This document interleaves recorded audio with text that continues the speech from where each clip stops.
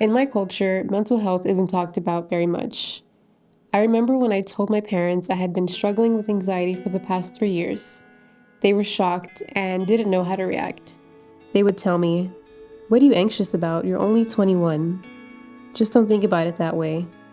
Mind over matter. It's all in your head." As a Latina, being the eldest daughter and the first to move away from home to attend college was a huge deal. It came with a lot of challenges and high expectations. I put a lot of pressure on myself to be the best and make my family proud. I felt it was my responsibility to succeed in order to break the generational cycles of challenges my family has faced coming from the Latino community. At the same time, I was trying to navigate living on my own for the first time.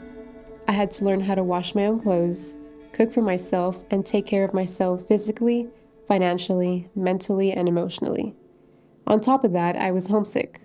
All of these factors made my anxiety worse, and it started to interfere with my everyday tasks. After years of struggling in silence, I hit my breaking point. I had just finished a rough semester of my junior year in college and found myself slipping into bad habits like drinking alcohol excessively. I experienced chest pains, dizziness, feeling on edge, and frequent nightmares. After I came clean about my mental health to my parents, they just didn't understand. Because they were dismissive of my mental health struggles, I felt betrayed and resentful toward their reactions. With the encouragement of my boyfriend, I realized I needed to stop my destructive behavior and get professional help. I started seeing a therapist weekly as my New Year's resolution. There's a lot of stigma around therapy with my family, but it has been the best thing I have ever done. In therapy, I got to open up about my childhood trauma and work through different phobias and disordered thoughts. My therapist taught me cognitive behavioral therapy and different skills to work through those anxieties. Eventually, I learned coping mechanisms to manage my anxiety and learned the benefit of mental health days away from school and work. Instead of resorting to alcohol, I now do things that bring me peace and make me feel good inside. This can look like picking up food from my favorite restaurant to eat while I watch my favorite movie or show. Or it can also look like going for a walk around the park, and outdoor spaces like the Arboretum on campus help me de-stress and reconnect with nature.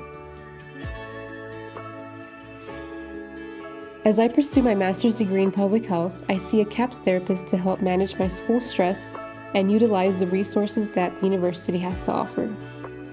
I also work for Wolverine Wellness to help other students enhance their well-being with coaching and educational programs on personal wellness. My parents have slowly come around. At first, they thought it was weird that I was seeing a therapist, but once they understood that therapy helps me, they were on board. Every now and then, my parents call to check in on me if they haven't heard from me in a while, which I really appreciate. Opening up to my parents about my mental health struggles and seeking help has allowed me to grow in so many ways and has allowed me to succeed in other areas of my life.